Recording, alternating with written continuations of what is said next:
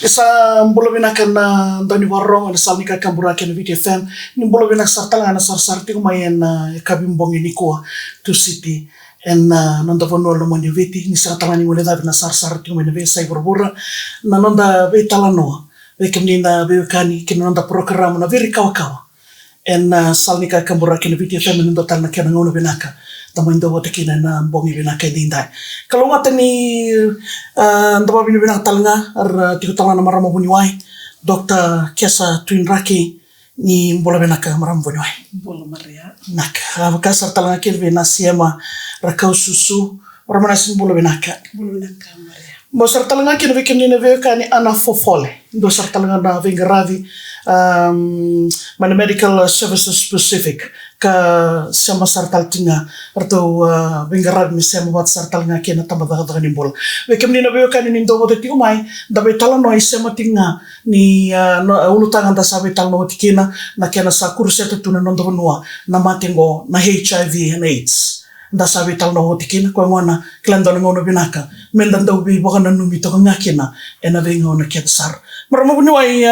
bakam bimbi en klani no bungar na bata tar to mai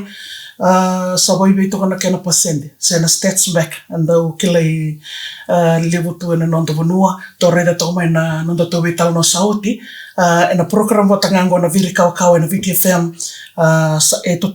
totolo sar na kena tu wa mbimbi we kenda to me to ke me to ndanga mai ngo ni ndaro reda to me to na sevitem wa bito kana kena andu no sare dara vina kamare so sa na in terms of the numbers salary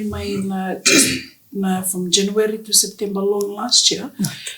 there has been a dramatic increase in terms of the new infections go say new infections berni kena komuni wat ke korsa to virtu mai mandende so the new cases alone maybe or emer ni mandon teke it's been hitting the 1,000 Dolo iyo ngai nakange kito reda chico salore mai sa ndikebi mai ni leu chico nanda ito ke na mani vitsara persa to vir chico na matengo and in terms of like an agenda it's mainly na tangani sa na taurobo korsa vitu chico vale ver nako santin matatu binaka kena we kimni ndo woti umai kiran na tarin mandanga maramnasi membalatan na percentage ko warata ko to uniwan dan nam ni wandi takika binaka mai na maria mai na bakisawati January kina September nondo loro sang bulkawa na levundi na percentage nito ke kinto ndo to liujuga na matengo rio sang bul point na percent na itoki sangi taraborto na India mai na 8.0% sangi tikorto na bi mata le so mai na 2.0% kona kisi kede ko madal chuka bunwai indolo yo sangul katol ni to kisi bo wolo remena January kena September ngor so mena January kena September namba kini mbula lebundondo kini ratu HIV namba kini mbula rosanga bulu kina rosanga bulu kaviwa simone sar iyo o kinto madal ta chukuna ninto session sauti namba kini bolongo serangi teko bu tambani nanta yuse na be korni wuli lewu teko bu na vaka teko bu na bunu na productive age sa gelore ngone anisa kona 5.5% ni wili ni new cases kona 1093 koirna mbakini bolongo mena rosa ngabul kena rosa ngabul kaviwa sember talindra be bagandita ki me hado namba kingo sember se kito se chukana na wilia sangi chikotal pa namba kichin kalima kina chin kaviwa namba kini bolea namba kichin kalima kina chin kaviwa ngo ira chukana nda high school irna lubi andar chukana be secondary school mena runondol rusabul karwa ono kina kisibo lande mena runondol rusabul tolu sangabul nito kisibo sangilante mai kona baksawati mena January kina September salan sarakina dia sangabul ko ngona namba kini mbula erse dana makir nangono ko bersa chiko na high school para mo buno iwata na itu ni wata ya donari ko libo to kina dona no dona wal na be ko ni woli be barara mataki So makavi kito MSP sa kito tiku hunay verto I get sen the namatani mado ni buli wale da kam gonna be barra mataki ber nangkas ni buli na even na response may ber nangkas ni buli like kena na namutu like although you know kena professionals you know a lot but nindangli lako to that level mindali pa matala taka you know to really unpack na the reality of na kaya da sota chiko viva karumbita hida kan kena dala beruto da klame matan leveli tarong mata taro chimiki na so kito sa bove le destak chingo ngo ma korbule mbala tenisan dare chingo na changing trends but ili usendo vitu vivale verna turbo gas io bebe 20 to 30 plus you know one cosa we so like maybe even right to the youngest about 10 to 14 years are vitu which and most of which may na zula that's the common the mechanical ora kila tuna ngona tuna na bluetooth yeah gori so saya harus achieve to that age level matata bina kana kene ana fofole ni ba madal ta mandana ni bengarabi Vina kamaria na nungku bingarabi na tambana tiko kina bana medical services specific tiko yo na tambana ni bingarabi na kena biko yaki na bingarabi ni wakana tambana ni mbula bingarabi talangani counseling sanarigli na bi tiko bi balelevia ni na bingarabi na bi tiko bakakina na bi korni buli na nangali bara mataki kena na bingarabi talanga batambana ni mbula me bakati ko na tarede tiko na bitanga tumisina ni kombelat na HIV Kito zaka people kati batikir to na Ministry of Health na tambani buli matinto kito na medical specific waka kila na kito na NGO but kito linga ni bingarabi berto na tambani ni bula ni matinto na kena baka lelevi tiko na tikutuku sana levi bara mataki chiko na tiko na kena sangai me baluti na matende ni bia bingo na HIV baka talike na bi matale so treatment wano biti babambi binakatakatiko na bengun saleso kima mitakata people katkin me na nitonto kuten na be ngarabi na be tiko sengen ya donga ikia ke baka keto lako na lebe bara mataki pakatala kina baka test na be kisikere sandon dike keto na raida me vale levi saraba na kena tambana ni ngarabi sarabaka binak beren rambulang balabu ya baka na tampani ni ngarabi tiko kino nasi ya manasi ngabina kani kwa ngana na buno tiko kino ya na kena sangai tiko nga me kakuni dona kaibiti me ngole vabi na kena sangai tiko me bukito thoko sengwala ngai na tiko tilom taoni era talangana tiko na bianiano na bi korokoro na bi dholoki viti sa balap na ni bingarabi to na tikina ni bara to ba sama bara reta kategori wambi bina bi bara ramata sa oyo me yo sa tiko ki MSP na sa kalimni ambaki o sa tultik mo na ambaki na noktora tiko na kena bi koyaki na bingarabi so itumba na bi tiko ka kiture sara ni benguni sala binaka sara ni nara tarai kina lewe biti balet ni tu sana banua ren nara ngwale mai na nanda banua na bengara ni tabani bula sana banua senga kina ya wataka na nguni sala senga kina na lor ni beko yaki ko ngwana na singa binaka ni kwa rete tiko ni ndona nguni sala binaka ni rete ko ngame na lomni tiko sa ko ya ni na bengara bi kito singa kata ndondo pakasa ba matal tako tiko ni kito zaka people kati tik ngaba tikito na tambani ni bulni matinto bala to ke mami kota yani ni ke mami les orto na batamba kindo na orto na bingarabi tikubira kito bebu kitiko ngana ke na baram teknali ni wanwa wana bengu ni sala so ende wakina na mati bitito bitingo na HIV but ke bengu sala so rani ni ra ke kasamani ndo etiko wana man na buno rani ralinga rabi babi nakasakina ke bakanja tiko na vingun sala ni be tosayaki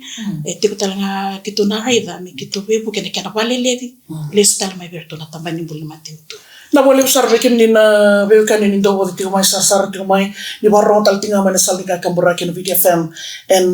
mbongi sena kami mbongi ni kuwa kuni boleh daba mai nam da bulang itiko wuni wai kesa tu inraki kata laki no marama si Emma rakau susu kata laki no ana fofole en kami mbongi ni kuwa pikin nam bimbi sar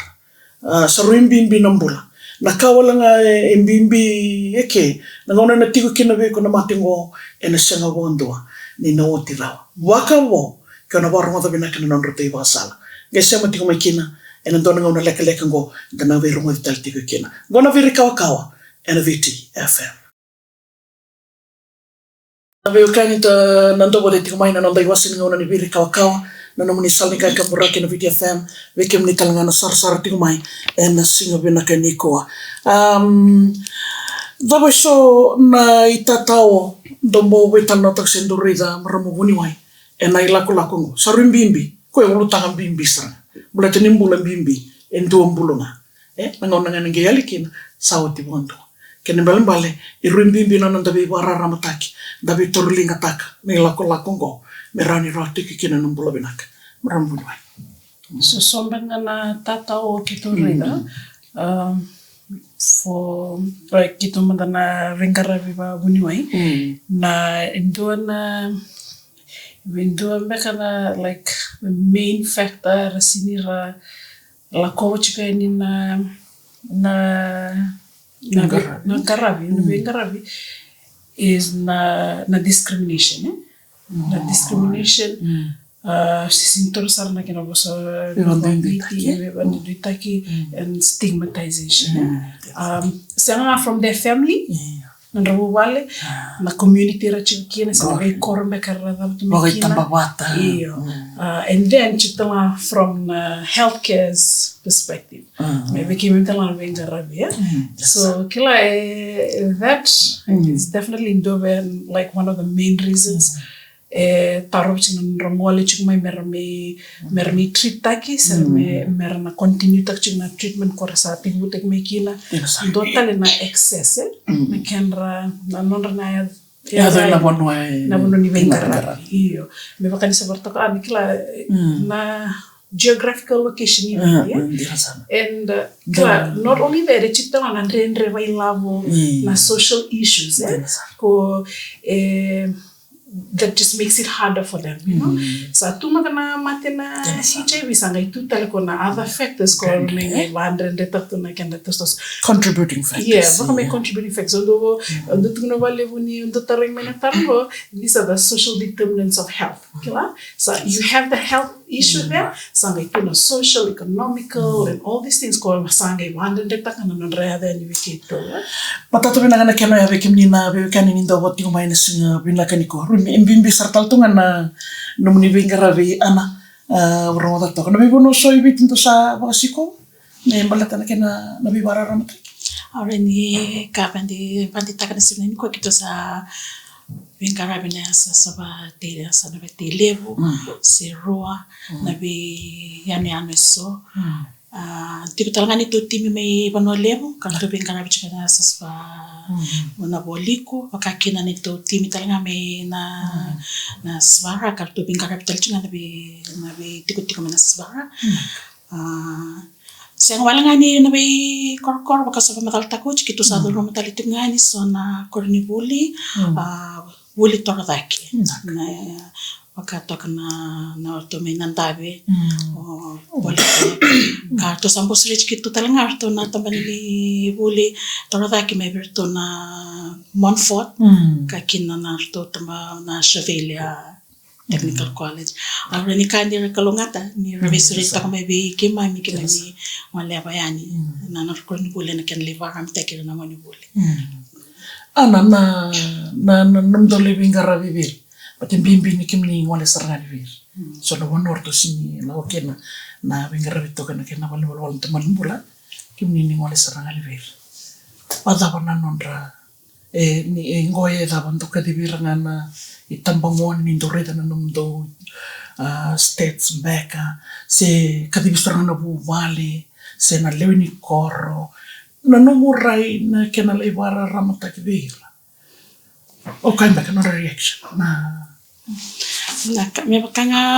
tukuni tiko bunuai dona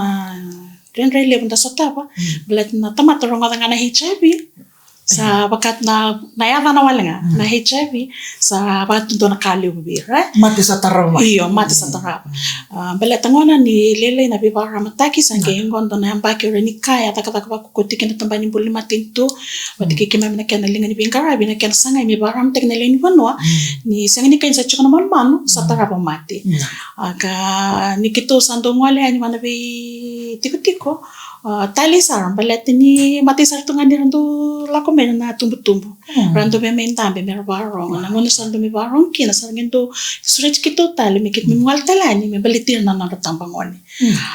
pabni pinakawali na lutu isile ni kito taka ba beberkati batikir tambani bola na wasasay wasiloma na salva suba na naruto suret kito na leva kabuli na rakemba na tambangone ni lutasile na kana sanga itu ngambalet ndona kaken sa merido rawa sa mendiki rawa ni yatu ngana tumbu ni mate balet ni rasenga chikini kila na ngoni sala ende watiku kina ko ngona na sibina ni ko toka na kena ni ka 50-50 na vingomi ni tukutuku rawa na tumbu ni rongal mai yo ber na ngone vendre toka na lebuna bono ke ngale ni kena na siang ni to ko tiko mai dona kana ba rongo bana ba na bi ba ramataki sangen do tale na kana non ra ya va mai na test but ni kana sin wasara tikira na wato sanga bi na rongo leva mai na test na be toka ndona ngona ko ke to rede tiko binaka me ke mdongwale na singini ko lebi baram taxi lebi ndona ngona mera tilo mamanta na be tuku ko yani nge singa tarava me ngeza kana na test balati ke ba ke me zaka bata na singa bata ngaya enda rede tiko na be renre chiko balati ni singi sector binaka sa tiko na tuku ko ngane andona donga na pandindike ke me rede tiko mai na vingla tiko pa So tandolo na rawana na mirangole mai wiki uni ni usati ko beya na membela tanga ni vakanto sawoti na bivara mutaki so sangendo la kolonga mai kabina ka kino kito bambote ni ka kito sulia ba tamba kindo tunga kini tongo na berton tamba ni bola ni matintu balek ni chiko na ni to mobile clinic na bono arani rangara biva tiki teki kina ni rando wachi sarangendo metuko na chiko bio balate ni chiko talanga na fomera na ndo balewena na fomera balewena ya sarangendo ba madal tango chiko bio ngo yo ena singa ni ndo metuko no bera ni sa chiko bio na manu mena ngera la kuturu mangana na test menge bandita ka ke kasa chiko na manu sumindi na HIV mbala rwa kila tumbe ka somena kene ba takil iyo na balata na HIV na kaitara ka reba kita kino kwa se sore ni katali balata na senga ni kuna reda na bata kile me kadi mboto mai na kangana ni rakila na mate na mga sala ma na malu mchik balata ni sabtara yuti kwa yo don na bono ki memi ngole kina sawati saranga baka nunitaro wat saranga na bibaram taki sanga ingwalo mai doverna tiko sanga me baritaka ni salura yo tiko ka ngandre patingo ko na bibaya longkanga taki membaleta na kiana turi no weni mate baleta ni rongo de chiko kwa turi sa turi weni mate bin katinga ko me bandi taki ni na weni mate sataratico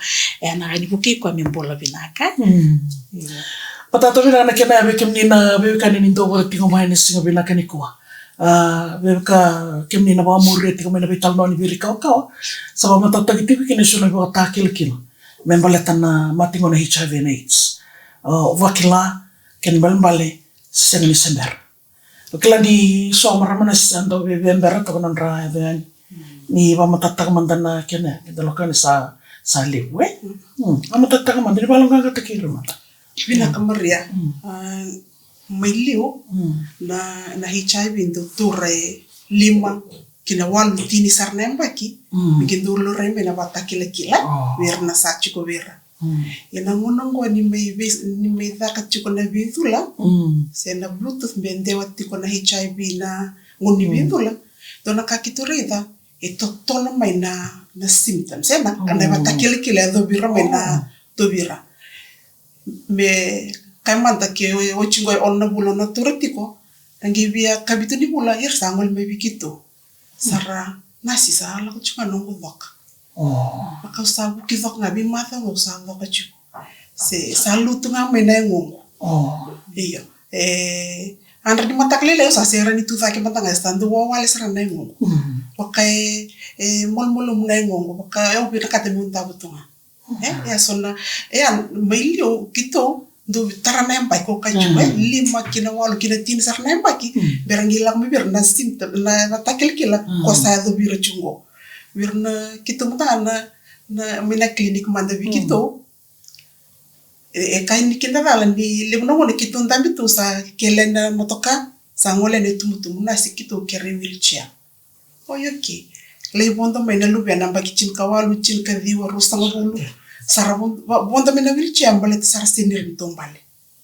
sa sambimbi sa sibia na virus sa molmulum na soti diango sa do ko na stage mi sa di ko na matenga ela ko mi sa di ko kwa sa kera sara mi kina no dor ko sa chikena moto ka sa senir mtombale kera ni ndo manda ndo wheelchair sando sangi ko mai na wheelchair ikitungi be ni tundu watorongir na ngone sa pitanya mbaki ni to turi wenga chukuni na aise se vidula chiko na sagiyo chungo ento nembaki ronda bula nembaki ona bula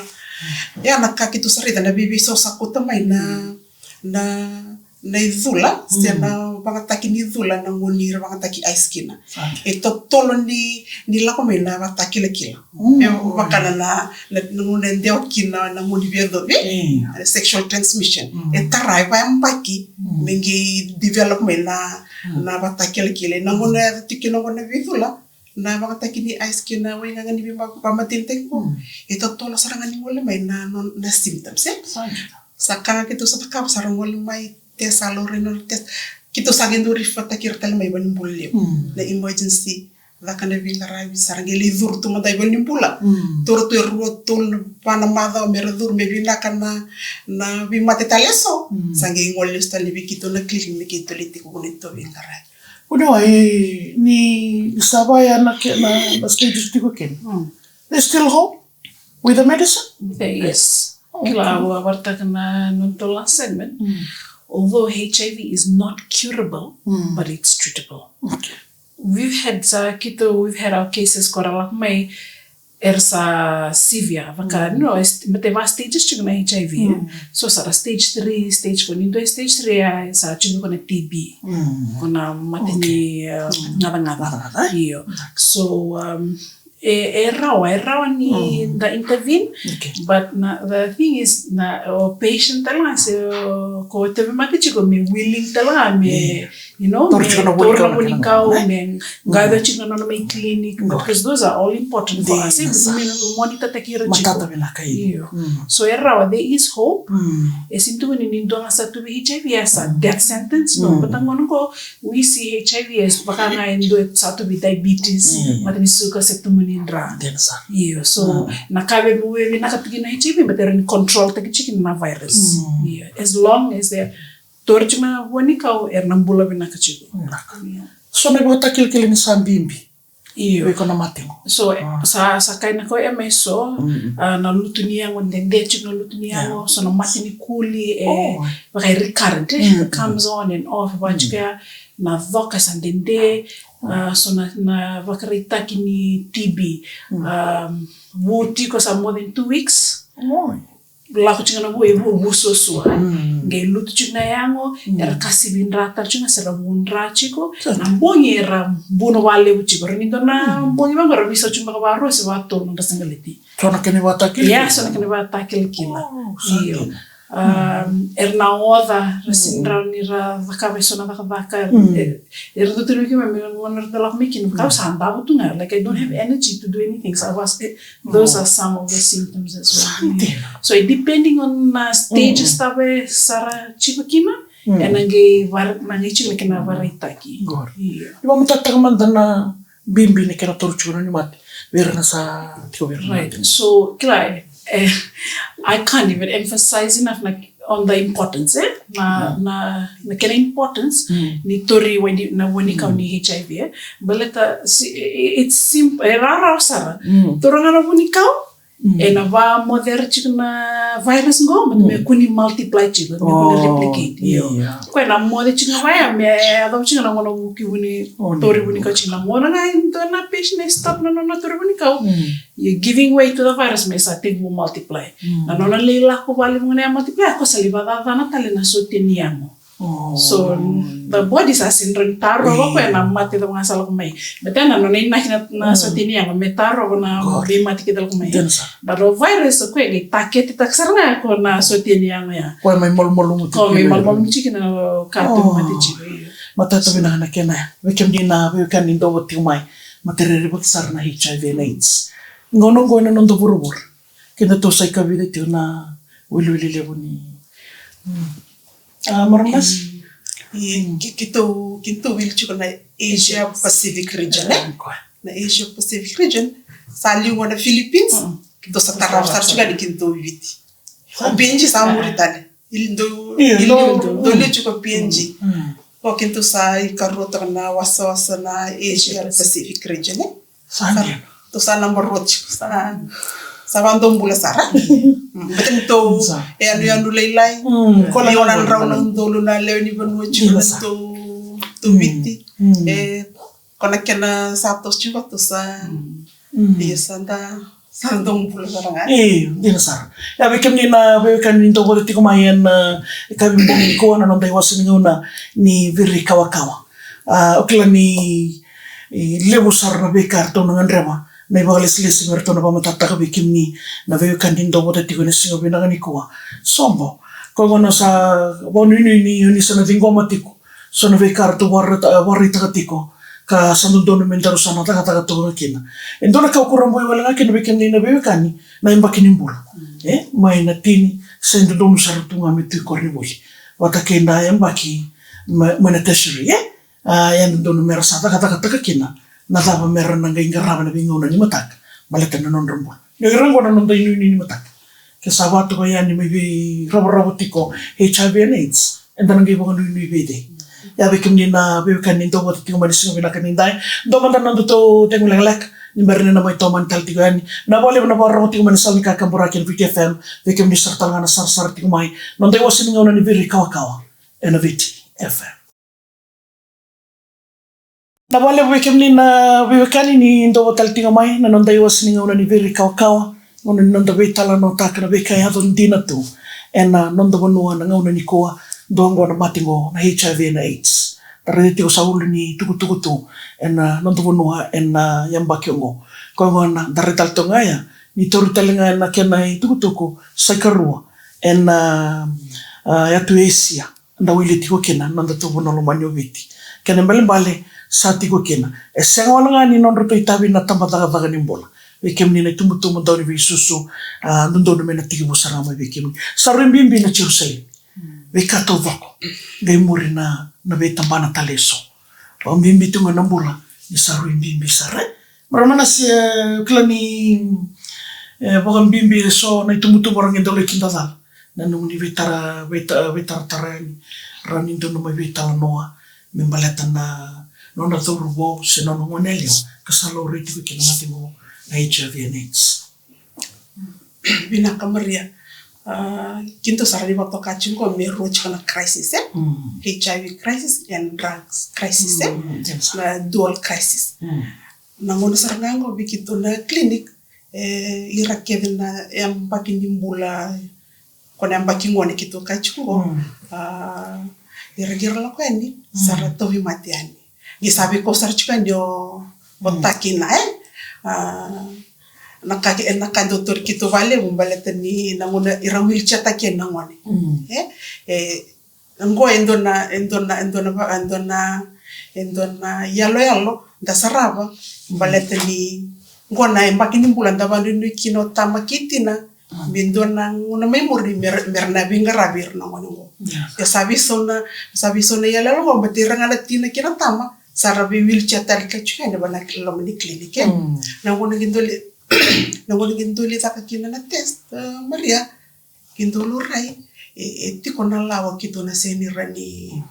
tukuna vera windo tali maleta nona status ke saman lo revi kon HIV Confidence. iyo na confidentiality kito budi tiko na lawa na tambata ka nimbula me ko tali disclose taki windo na nona status ke ba bosar ke bandu no ngone me tukuni be tama kitina iyo na kismer saya do ngone kito sangi do kirir na ngone ini ko se chunga na vale bina kita embimbi batana nomu vinga na nomu garemi vale embimbi chiko mikila utakina na kaya do bi ko sarando bantu ni na won lip saraka no wala do kire dik ni tukuna bino na kinokta na kasaya do biya kito sangi do mani vital no ta kire tumtum ndo mata na kali maria merangeli kila ni tumtumbu jollo bena wangataki ice chiko yang mentang andona vital no ya oh iya sapaka sarkami itu tuh nasi kiro matanga na biwati ni kiro sini kila ulu yang guni banget taki ice chiko sangi kena karo mi kitu sangi tu kuna nda endewan na chubi kona HIV matan endewan ma bi kana nguna banget taki ni sangi ndo tale itu kutu leo ko ka chuki leo ko dine tumbu sisungan dona ngone be ata namba kini bulatin ka witu tin kawal yemi tu kuna bi korton tambata ka ni bula sa chuki lu bi mo HIV me da bitike na itu tu ni tama kina tina kito lebuna ndona mbole ndona kanda turi kito vale muna klinik mbale tanir lai kinda dala nang ira sini namak ira no mga dendo nga namate ochinga sana uchiani sini kila namate na HIV sana chiko watake kwa da obsara ndi pona namate talangani sarangindo kinda dala na itu meni tu kunibira sa chiko na HIV kito bidana tamani ngone Maria ito okay ira tamani ngone ira breakdown saranga ratangi saranga betanira sini nama kasi sin chiko nang rabananda no me bayana lubena yo nakakito sarap jumbo saya to sartik ngano de bisor na barong chungo na kami ni kwa yo sa experience tak sarala ko duro mo nakakito talo tak chungo sini kararo sini lako raro betani sa involve kinat itumbu sa chiko nang wande sangi chiko nang ka wani tumbu birna lewni vale irna bio kanye nakanga kito gindo pambimbita ka Maria birna itumbu nakasaya do saya our focus is on treatment merambula nangwani merambula binaka nangwani merlestali bunu nakabaka lestali koribuli betomani tali na bingarabi kito babini binaka ni lebuna tumbu era dingomai kia senga mbeka na counseling beka kia ndo tani na nonra dingomai ndoni tumbu kito la kodurumba sakai serang kuanggo misakal serangan nangone ko itumpa misali papa tu lagi mata bede undang lumang asagi kiri ko na kuta mai yes naran kinta leki no iko na lawa kinto sabi positive about nakasaya tongko to focus betul nakikita bilang kata bimbula nangone bimbula bilaka me tomani tal na bingarabi yo ko ne asa nakambimbila nonda role nonda responsibility na ini tumbu wata ke nonda support takir na lugan but end of the day irse lugan ta chuma rombe kanina to na unikena tatao ya sana kena ron na totolo tarbenga na tabu iyo bibi minda to bibi kan iyo kintu ko kacu pintu itu kese liu serangan lebonua siaram simberi vital notaka siaram oke ngor nungi nortita binangkas ni buni merangoli koribuni merangeli tang se Italia merangi total geli tukunda tumbu serangan tanga simber di randondo merang ndante mera vital notaka itu nduka ya untuk kana mulu kitunduli takabulikina na ndambe patikilo mi monelio vital no eta patikilo mi mudurbo nakai sala ko rumai tanotaka nangono ko Maria sayang amenda vital notaka na reality nakandi na saranga saya to bada sidwila kate belangeli rongo na meituma ni satungo na vital woni bikoyaki di sasenga ni tukulo bi no mudurbo sino monea nakanga sama nakaba kisenga rongo me birnon rilala sarna on nga nataliwoni nangona irana nangona irana sinro na mikini weekend dari tumbu meraido na taliwoni seron enan do tane kene babande obi sino wakani rongo sarama bina kita nindana salawata kina nonda vital notu ena nonda wasala takir na lubiana ni rarida na internet se nonda taliwoni irreda nga bango sa kosa nga sa nando taninga na nonra wakasama batani batulewanga kinoi iya ronanga serota ko mena batulewa astiaga na wakasala mebita makitela Kata bina kana kena be kimni na be kaninda wati ko mani singa bina kaninda wata bana numni rai ana sarimbi bisar batani kimni ngole sarangani be nanu mani nioni ndorebi warara mataki dabana rai ni rai to koni tubutumbu takorto ni tambangwani dona venikara ni influence lebo ber na leni bono ni tawarta kada kena na wili santa beto kena na ndo no viti pambi va kosibi mentange baka madala takatal tunga beto ngabera na buno santa bisa tunga kino kena na itoke baleta na status ala kutungo sabinde binda isar tunga baka automata bayang bakinimbula sando tu kun saranga be nano thorbo randa bitoka be na tumbu tambitiko sa reda ngana yang bakini bola sambil lagi tiko reda ngana buno ni tambitoka kina kena wili sala to sa bare te ko to mai na kena totolo na kena tumbu na ngune reda kina but kena ba mazala takivera na ndewa ni mate ni man sumi de na HIV me bana don tomate kena na binaka ni lorai totolo ni ndo wa ramate ko yara na bina kani ngone tumbeto sanga mi tukuni bere me tombo ngani si chunga lomni ba HIV balat ni chukuna bengara me bakas ka te ko chitiko na ngone ndo ba na ba matala ni solivi ando sanga dorbono kito lako kina ora no tumbu ko te sanga me na luben roto doko me bi ko en kasi me ar serve ko en ngone ba kichin katul me to me ndi kevi Torkana toba bina katiko ni nandro kaitiko ni dona ngoni sala ro sanga tu me test teknal benrao mania vene varam tak lako batene na ko ni test yana baka pamal taktiko na sibne ni ko na kambimbi na nandro varam takina leni banoa baleta mera da kap dona kanir kila da na buna da kap tiko kina batkini ndo tukuni takavira na bulatiko nga ko yang garabi tiko tambani bula pana man sumi na HIV mati talilir na mat ni suka tumbinra ayo na hatate balat mi pakas famdal ta ko tebunu ay balat na man sumi ni ko ang garabi ni ko sa chubi kana man sa tombo mai sa may palilid na kana tampan sa torch na win mati garab sa to nga naman man sumi na HIV warta na matale so ko baka langkat ko na yang baka na mati suka irambo rambele na kana sanga me wali ko ya rana le mati tal me vindo ni baya na pamatala etale ni tarida tono pono kito la kokina rakera sanga mi kito le la kabulu hapo kina kana rangi bina kata mera ngwale me na le ni pono mera me testa na dono toro wala ngwale mai ame kira ko me karakter man bet ni ben kat ngono ko me sa totolo na balili pana turno ni mati sa bisao na raini tamata yana ke bakanga da capital tinga babina kana kena barama tekena bi na tuku mela ko ni tumbai da reda na bisao na leni bana na sate within coma na bingarabi bian dota ni toka me na bi korkor na ba ora ni kaya ni dala ko na bi korkor me na ndo bingarabi na lomin taon endu isartiko lomin taon ni lala na bi korkor ni dangwali kina rangwali wayo mai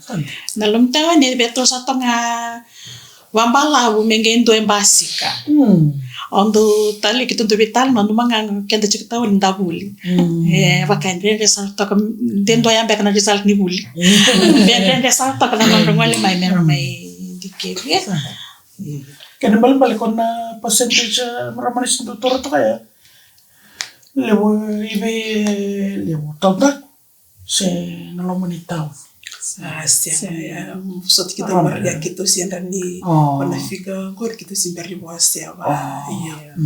tapi nak kena ya bikin ni nabi kan itu waktu mai en singa bina keninda so nita tahu pembimbing ni nom dondo la ko ya ni ver dalan ya utambo na ka bimbinga medikila na ndo ni bingara bingwalitiko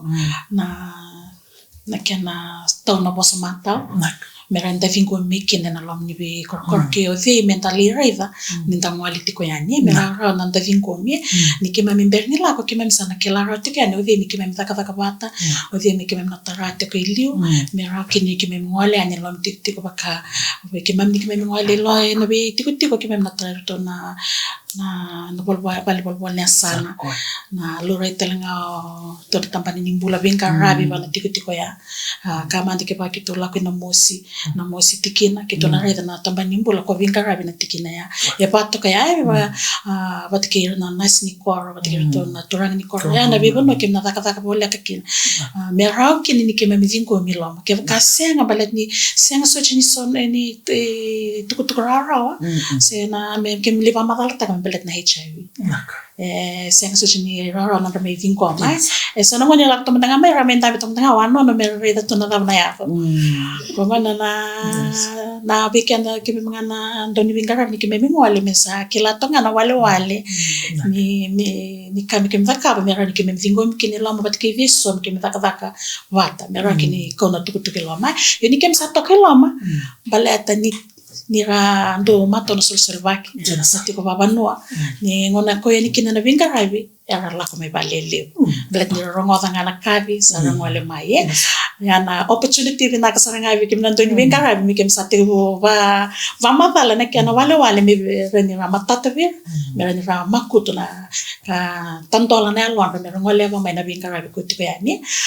tali sa belet na sa no ke me wale kina vanu vi korpora ni tamati ke viti kusando dono ya sara metes ke vena katsanga metes pero matanga nga sambo mi offer ta mer metes mer sala nga takatalin to nga na man sumi de na HIV ya na kataliki na test la ko ko senga wala nga ni HIV ya ndike vikina chiko tale na matinde ni vya tale so ko kasaba madal ta ko chiting maro na sike bunyai na syphilis bakakena na hepatitis B ko talinga ya ko sa rangole batik ngon mikina na tingkara bisa tutun tunga vera kena tolonga kena binaka karabi bolong balap tatamina dono ni program ni warita katiko na moonlight program iron talon tatamina kondo na vingara vikitu na no me wakadur ena kena sanga ibal tonga me solito kena na ngona verna lubenda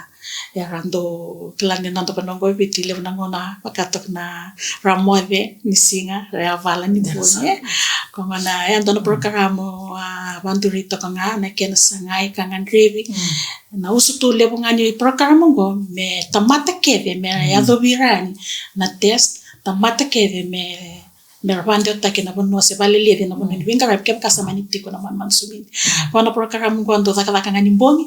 ngona modiki na lewipiti kem sakendo janro mbongi na vinga rap waboki e tale sar mbele telever na dorobo na le rangwal mekina dona kana no to marotak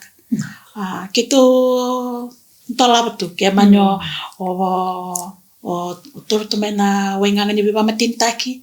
se under the influence of drugs na vinga rave na takaviko ke ba kai ko nganreva mo mai test baleta ndo ngono baya ngendo rena ngana mbasi sara ngwale mai ko ngana na sing na ni ko reni kanye vinga rave na sara baleta na lo baby te samba ba kanga takatoka na vinga rave ko se ngwala ngani takachuna waswasi lo ma takachuna minitas bara bakatala kina boliko na vinga rave ko sa ya tana ngonsa kata tachuma tonta meni bursa le sa ngana mondo outreach na kawacha na le ni kasa kulok tachuma ra ya na program na moonlight bakana test na vi bongi na vi tolni sala tabanga na bono suba se bono tabanga rave na kat ni kime ngwale ni kini na ngwale ani yo na bete so ndo rara ni me ngara ni bongi belet ni rosos ni singa so ni bongi rangendo talita katuna da wirtu na sinna ni kuaka ya na ngona kitu ngara ke na moonlight na wale usar mata tabi na kana be kimni na be kani do wote tiko na nonda program na vili kau ena no ni salika kambura kina VTFM maramana sini kai to ni pasendili to vera natural barra mata kimata davana ndo reda to na tikina bina kambria bitana tiko ngorina male and female ko va matal ta chiku bunwai bit sangul kando na pasende na turanga rusanga bulka wala pasente kinto na marama mai liu ndo via 50-50%. Lim sanga bul pasente lim sanga bul kavida na turanga wasanga bul kavida via vachunga ya via mama chunga ansar chumi na ngungo kitu sare da sa ndo sarna kana kena tolo ni tumbu na HIV biar na turanga sangi kitu lako nito vital noan nito ichuko na form iravalewe na niradhuriani o lindo via do vikaitiko o ele vida ni via do vikaitiko ni busota tsona vose bimbi na totiko vale tende tingo na HIV na vital no ta chuko na via do na kakitu ngirida nisa na kisi sona kisi kitumirida ni so ele wirande otal chunga mena biodo bibakatangani male to male sex male having sex with other males ngosona ka saya sartinga ngone ni kuwa saati kita lagi na reriko saati kita lagi na nonda bibarra mataki saya detiko kogi kona kakitu akachuko meli na chemsex na chemsex eseni biodo binga lerua e biodo letul leva eseni tangani ngase lewa tangani so nandra kinimbula kitu mai nikitu wa muria kitu mai reida ka kitu mai vandindinta kan yo ir seranga era tukuna gitu ya seranga sa na bunda ko kitu numba kini ni satos kotor seranga kertu wili na torang ya bekem ni na be kan nindo boti ko mai singa na karimbong indai mandai wasninga ora ni viri kaw no muni salni ka kambura kin vike fam bekem ni talanga no kando ni sar tingmai na ve sai burubur witi e bono le sar ni wato kaya na nuruto ikalno na kenalinga ni Vingaradi na sangor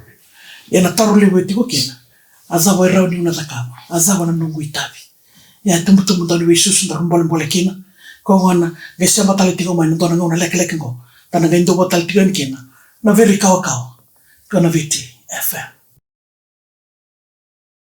na bole wekem ni na be kan indo boti tiko mai sa tombo kenda totolo sarati ko ngauna klani sana we to ni meniti nanda betala no membalata na veri kawa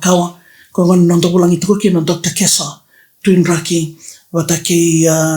ana fofole men medical service specific sema Vingaradi sertanga kina nanda tamban nimbula matin turando bole tiko kina moramanasi MR kasusu nanda program na HIV and AIDS sarawiti ko na kina satumbo doto sai karuetiko na tuisia na ngauna niko ya bekem ni na be kan tiko sarakin na ririko ka lebu na ngauna ndanda entandangor ibusotia danangor ni wili sato kina tarwato kana betala no lebu bekem ni matalia isangero mata ponto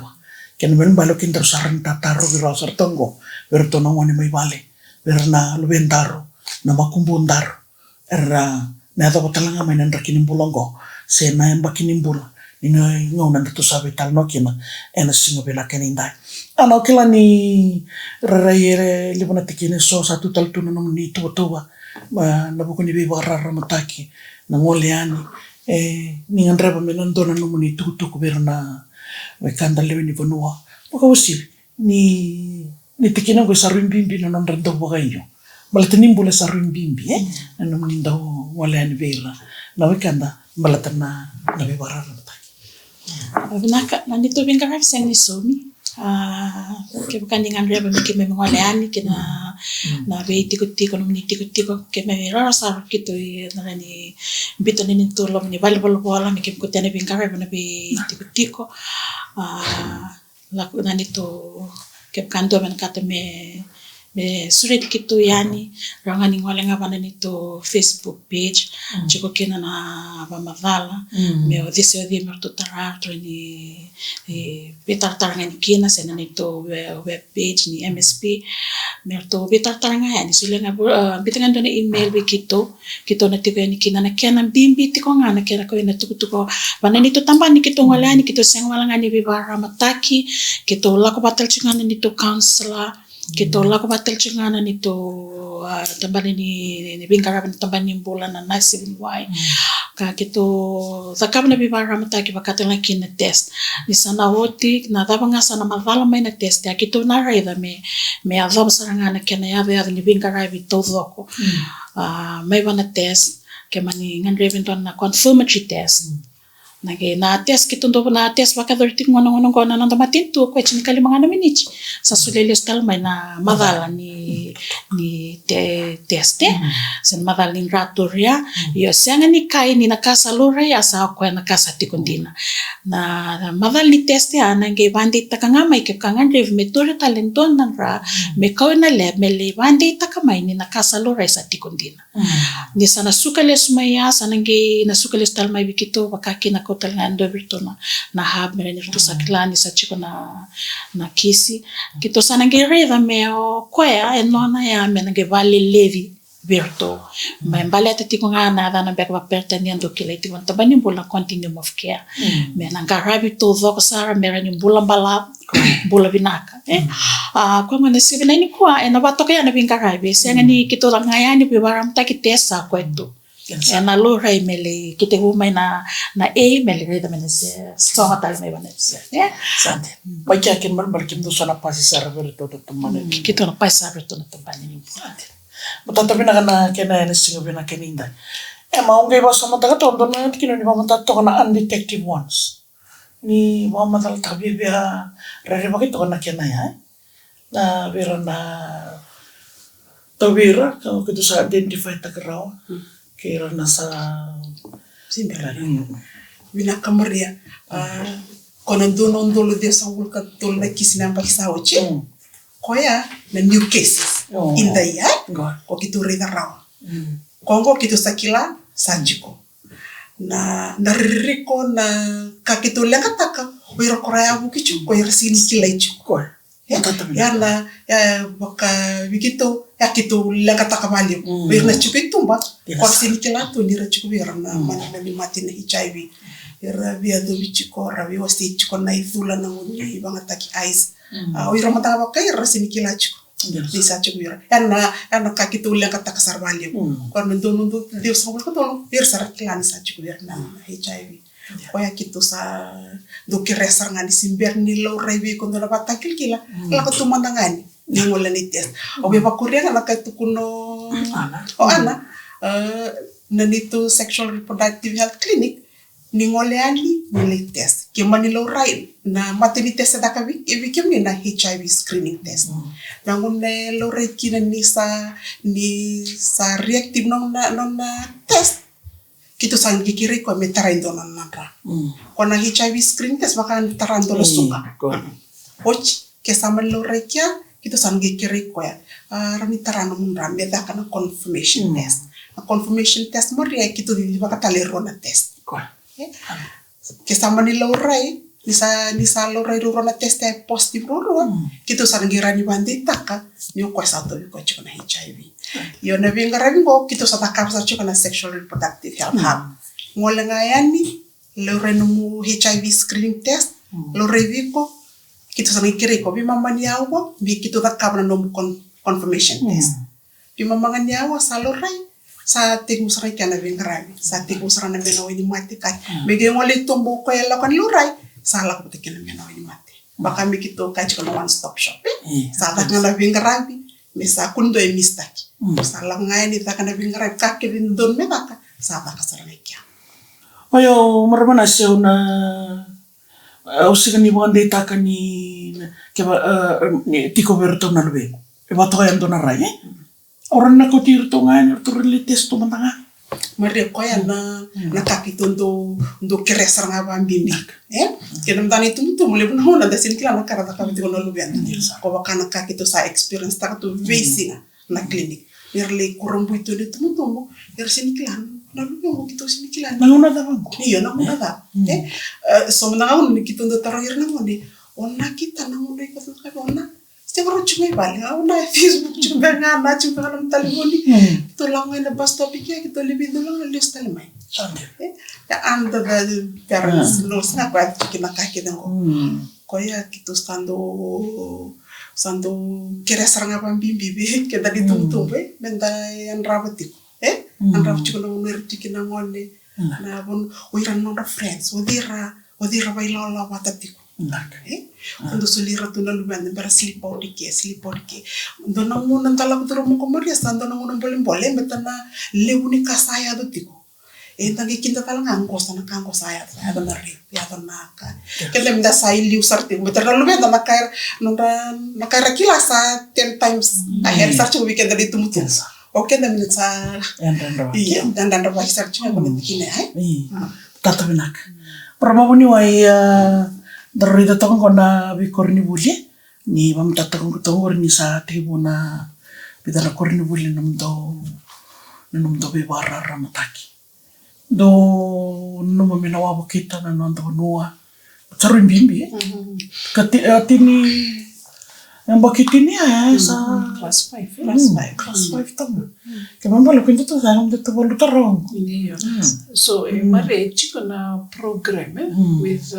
the Ministry of Health with the Ministry of Education so vakai incorporate taking na sexual education into the school curriculums so how it's being done kono patra kito se sangsar ni matata sarchu because the teachers are the ones konda ni takachi nirnale wande wa ber students but then there's the issue tawa o teacher klachu na kana le tuguna chika se class to kosa na kakito pikta ko mena no bala kai ne so even o irmangan kasi bile rekere mai sona materials materials merni bukira me gaite kira nonra le vitabuli dichiko in terms of these issues with nonra the students because you have to do it me appropriately to that age level so don't let to na class 5 6 ngani to na form 6 7 class so mena vera rochu na kai but ke require na receptacle the message is being implemented so that's one issue but I know like for a fact that there is in existence na curriculum that teachers are expected mernally wasechi ko berna non students and I remember so nakasnivuli at reached out na nunga sechi ko na Harvard kerto Emma norto keranga na vevuke in terms of that make it to na ngwalen norto high school make it to na lewa sakina again like I said matini rasang ni ra buli dem nak mo kateki to na so daga na tamba nimbula so that is definitely understandable na kama kito warita kachiko na bebi na kame meron na misra na ministry mera rida wata na kaya nganita na different levels of school kila like talasin dua mati wala ngira rantakwa chunan book and it's just made tailor-made to that particular age and the understanding is there they're not being taught something that's a bit too much for their expectations and so that's really something that both ministries really need to ke chico verna sala strengthen taki but sa clear sa na change of trends we need to be tailor making another interventions according to na outbreaks I have chikungo Dorre mandana sana ni tikombibi wala nga dorre dana experience wo bio bikimni na warong tu maramati ri nangauna ya nungguitin ya ngole mole revi ibalimbul waktu satu kuno mabio kirken muni ngai ngole ngaike metaruna no munra sasul mabio dana tikini be bosari tentang abangu HIV AIDS nonggulo malengo suntu kunara nakoko ni nonggulo malengo ya balasar ada lebih begitu bocor tu sangali ba madala tak mau binang mana ngono serana lu bengusi wuli sa wuli tikungo yang dona tikino bilang sarto sambita roman na tambah dagangan nimbula ya iso nakabir na maramatina bo okla maramuni we narari na bia doma kami na matata ki binang tobera ki bakaran dun maka meron naka ko ni ngawngawa si damen nakila na maramatina bo ko rasangay bo may na nonra la ko may na buturara bataya na kumareyo well we're not ngone ko expecting this is one cohort came into wambimbi taksana early testing baleta na ke kai sarchi ko we na mate na first 3 months in the first trimester kona that period very vital period because ironia the kina transfer na mate mai na ki bengoni wambimbi ke kai sinin taurivoni kau chiko o tinaningone. So kita ndo wambimbi taksara keo sakilanga sa miss na period lako to your nearest health center se keo chiko abukina tauni walimbola levu si WM lo toka lambasa le book. Matangana na early testing on ko kito vena kata me ba dorichin. Rena ke kanina re talana stats in terms of na infants, na babies born to mothers with HIV, the numbers have drastically increased. Don't know when I came to zero transmission. There was no mother to child transmission, none whatsoever. For how many years? I was starting. Now, when I saw me making a living, I was pick up the numbers there. So there are many factors that could have contributed to it. Do a late booking. So when I'm going to say, "Langai sara mosi mai sara lewa sudo." So late booking then is a third trimester, second trimester. So misa there na mate. So yeah. Kitungo wambimbi taksanga kina mera come earlier for your antenatal booking. Baleta mera nyo treat taki keba kama samani lorebe na mate. And iyo batena sinrani dew kina na mate we nangone. Because you need to keep in mind talanga even keba kaya sanga ni dew na mate, say for instance or mambe kanga ito wiko na HIV towards her second or third trimester. In between us, another chiko na regular testing, so we can still pick it at that time. But if kesena, no one saron gainte, no one vasu to tanga kinona, se no one breastfeeding chicken, because those are the other means around in there kinamate. So na bimbi sa kami na karon na bulawa, especially kung kayo induesa chikum bimbi. Early testing, early booking, early testing, but meron pick up technique na so tama na mating marabang because it's not only limited to HIV. Baka may warta ka the last time, check na hepatitis B and hepatitis C na syphilis mat kevin go around in there talanga may just from sharing meals as well. Matatubi na kina be kimni na be kanindo ko tikumay na ikabimbong ini ko ano naru iwasan ngono ni very kaw eno nomni salika kambura kena VTFM. Maramo puno ni ba matalata kaman. O tata koe tabi mate tiko. Right. Ona na talanga tabi mate. Yeah. Iyo papa ngai sangani lorewa. Ni ba matalata kamanda. Rawa, that can happen. Kaman ke karo tu mate roro chiko nana wat ke tata. Yo as long as romunu boni kau chiko. Na level non viral load, it's something that we call viral load. Now viral load ni lele chico. There's a certain number kitundo reda, less than 1,000. It's also undetectable. Esini kaina kisa undetectable as senga na HIV senga. But there actually test chico na viral RNA. Na antibody na positive chico for like na so tiniyang ko sa form against that HIV. So as long as na numbers na viral load is less than 1,000 or it's undetectable. And I said, "Randivandewa tawe ngon, well, na sinrivandewa bengon." Yeah, baletani. They're doing so well. But ni romunu boni kau chiko royal bintak sun romuni kau. Esasin mani koni kina na mati bengon. So we have patients like that. Chiko so ko na ngai to be kwa or taisin to be kwa. Kena ngon negative. Or vice versa. Ta to be kwa na senga se ororo na tumbu. And keda nang one negative kede. Kita no marota ka that kind of that kind of picture from our patient. And now nakakita to benukat meron bulag nakarambul balawar walu wen meron negative. But na kinay well I mean na wali chiwichisu but na wali in terms of what we can help go na chikungo na manikaw. Like singklang mo malatat talaga na bini torbi ka ke kasamani. Lorei week na mate. Dito talang kau be makuri na dona tarup ni tarong klar na ba kay soira sindolak mekina meron test is the fear. Kila jibir na fear of being diagnosed positive. But in kila era engage in some high risky behaviors. So na kawaya kila era sana intentionally sara samdani lalakan merli test na ba back sitting so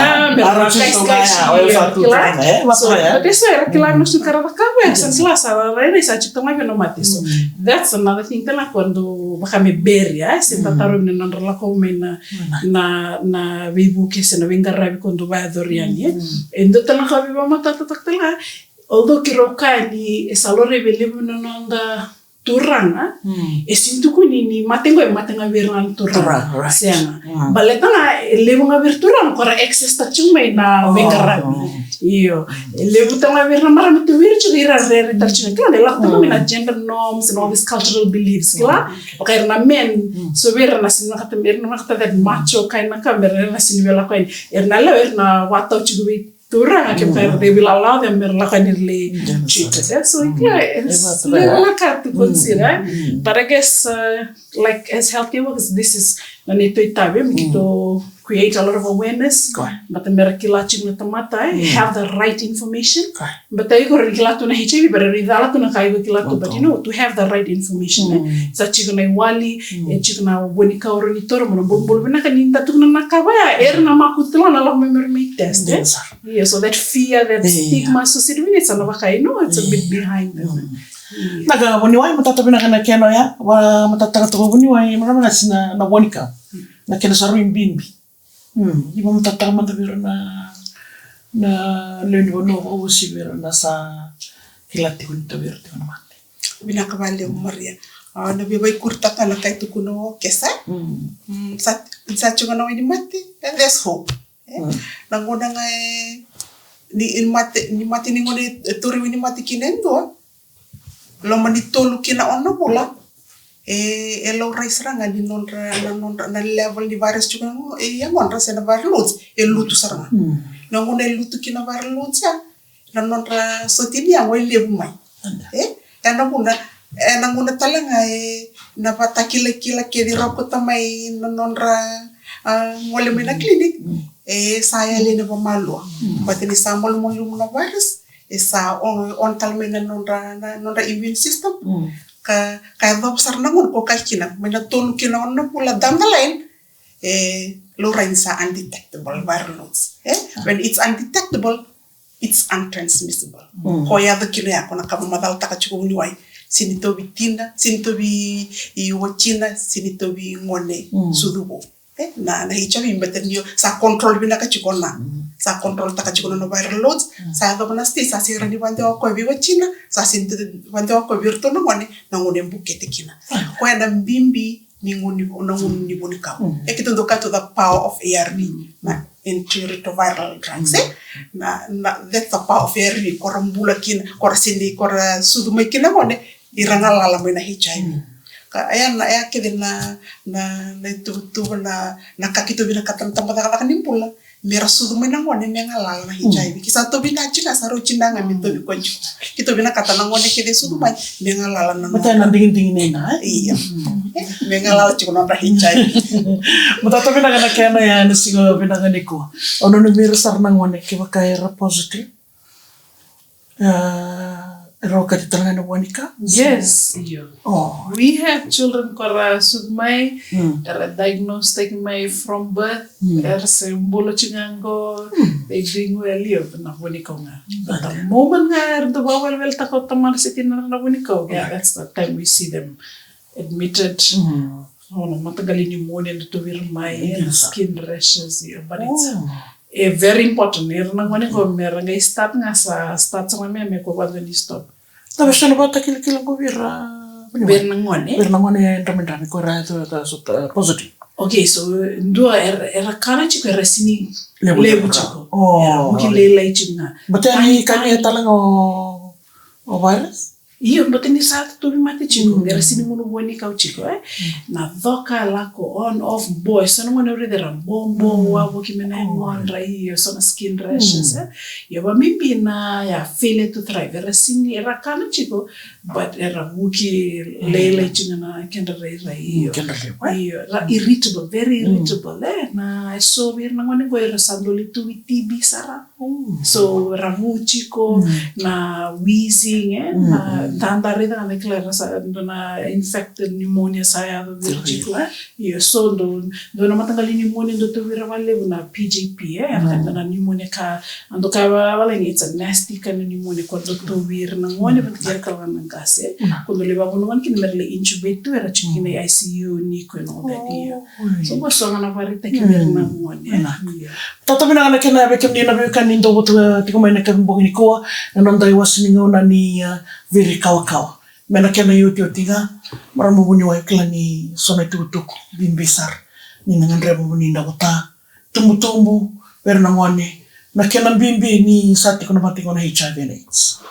Okay, ndo mbanga ka we vanunumia ni kina is kila we vamimbi we kana ngwani da we vante kidulu chikwe na nume sangani limited to HIV na mati kona raninteo through needle sharing chikuta na other bloodborne viruses bakana hepatitis B na hepatitis C korongo roli valenga na liver roli vabunsara na cancer ni liver so